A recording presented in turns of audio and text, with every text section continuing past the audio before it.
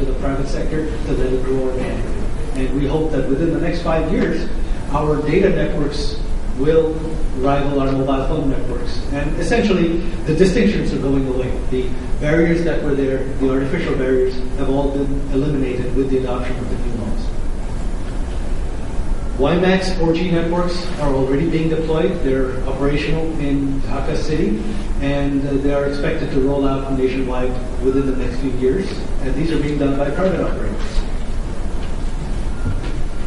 Now, the Bangladesh advantage in terms of IT. The Bangladeshi English accent, which is predominant language for IT, is very neutral. In fact, studies have shown that typically it takes up to 3 to 4 months, and the timing varies, but companies have reported typically it takes anywhere from up to 3 to 4 months to retrain a call center employee in the spoken English accent in, say, Vietnam, Philippines, or many of the Oriental countries. The accent there is a little heavier. In Bangladesh, typically it takes about 2 weeks. That's it. And even the accent in India is a little heavier than the Bangladeshi accent. The regional dialects of Bengali one is the most neutral. And many companies have told me that they think they prefer the Bangladeshi English accent to the Indian English accent. Once again, labor pool is identical to India. Education system is identical. It's a part of our British legacy. The advantages Bangladesh has, especially in the IT sector, is that we have tax holidays for most IT ventures. Whatever the term is that the government is open to, but our finance minister will be able to tell you in more detail. But essentially, very low, if not zero taxes on anything IT-related, call centers, you name it. Most IT-related imports, the equipment you need, hardware, software, either zero taxes or very, very low import duties. And the regulatory regime in that region, compared to our neighbors, even compared to India, is far from it. It really is. Here are the specifics on the regulatory regime. There are absolutely no limits on foreign investment. Foreign companies can come in, invest as much as you like. You could bring in as much capital as you like, and you can, more importantly, you could take out all the capital you want. You are not stuck in Bangladesh. You can repatriate 100% of your profits and your capital gains. So, and then this is basically a huge advantage. We don't impose unnecessary restrictions on foreign firms. Capital gains tax are very low, presently 10%. They used to be 0, but our government decided to impose some. Still, it's one of the lowest. And Bangladesh government will avoid double taxation with most countries. We have treaties in place, and our National Board of Revenue will work with you to help you avoid double taxation, so you can choose to pay taxes wherever it is a little friendly for you. That we're perfectly fine with.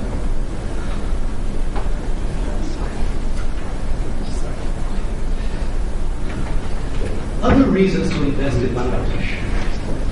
Now, what most people don't know, again, those in the financial markets have been paying attention to Bangladesh because the Bangladesh stock market has been one of the fastest growing in the past few years. And not just because of the recession. In fact, in spite of the recession, the Bangladeshi stock market has been growing and growing at a very, very fast rate. And Goldman Sachs has identified Bangladesh as the next most promising emerging market. Morgan Stanley has recommended that investors pull out of Vietnam, which has been the most talked about country in recent years in terms of their stock market, in terms of their growth, and recommended investing in Bangladesh. And the reasons for this are Vietnam, the market is getting superheated. Their banking sector is now well established. There is a lot of competition. Bangladesh, the financial markets and the banking sector are very, very nascent. Our banking sector has very low penetration. Bangladesh Bank governor is here. He'll be able to provide more statistics on this. But Bangladesh financial sector is basically at the beginning stages. It is poised to take off. It has nowhere to go but up. IPOs in Bangladesh now, especially those. This is one key attraction that I'd like to point out for foreign IT firms, especially. Not only does Bangladesh give you a competitive advantage in terms of opening an outsourcing hub there to save costs for convenience compared to India and to have an alternate destination, but suppose you were to open a company in Bangladesh which is a call center, back office support center, and you were to take that company public in the Bangladesh stock market. Our SEC for promising ventures will waive the startup period. They can shorten it. They can help you go IPO quicker. And not only that, IPOs in Bangladesh, any promising IPO typically generates 10 to 20x return within a year or two. That is,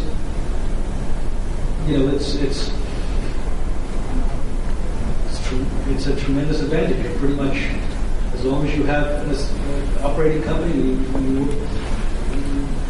the windfall is tremendous. The attraction is huge. Some stocks of really prominent companies I've heard are staying, the numbers vary, of course, with the stock market, but at one point or the other have gone up to 1,000 times price to earning ratio. This of course isn't typical, but in terms of a successful company, it has happened in the Bangladesh stock market in recent years. And this boom is primarily being fed by a growing middle class and growing wealth in the country. They are looking for companies to invest in. They're looking for promising investments. And of course, the Goldman Sachs, Morgan Stanley's, JP Morgan's, they're all looking to invest. And they are going to need more IPOs to invest in. So, in my opinion, right now, Bangladesh is one of the best places in the world for a startup to go IPO. And that essentially is why I think Bangladesh is such an attractive destination at this time in terms of outsourcing, in terms of investment, in terms of return on investment in a very short time. A couple of words that I'd like to conclude with. Some people are, of course, are always concerned about stability in Bangladesh. You've heard of the political strife. Let me assure you that we have had in the past 8 years, and in the past 2 decades, in fact, a government, a political party, we have a two-party system. Mine is the Awami League, the other party shall remain unnamed.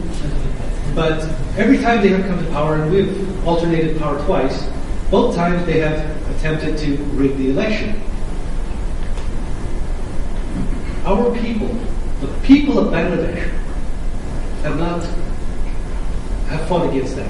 We have successfully foiled 2 attempts at rigging the national election within the past 15, 17 years.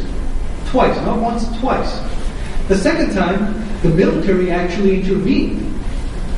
But because of the people of Bangladesh, in the face of opposition from the population, the military was forced within 2 years to hold elections, to hold free and fair elections.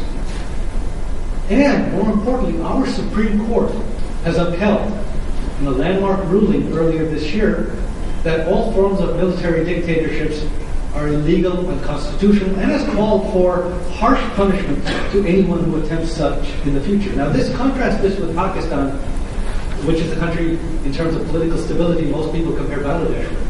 Pakistan has had repeated military interventions to the point where the Pakistani Supreme Court has actually ruled in favor of military interventions, stating that the constitution can be modified by the doctrine of necessity by military regimes.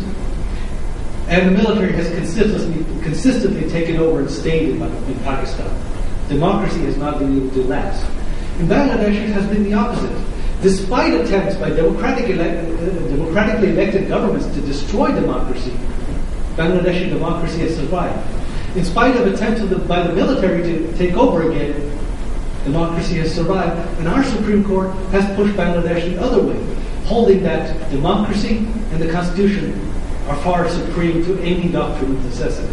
So let me assure you, there is no concern about political stability in Bangladesh. Thank you all very much for coming in. I look forward to your questions.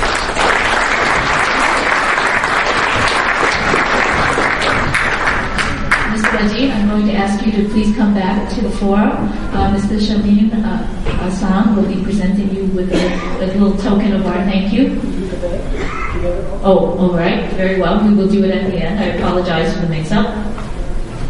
Our next speaker is Mr. Michael Jones Bay. Mr. Jones Bay is the Executive Director of the New York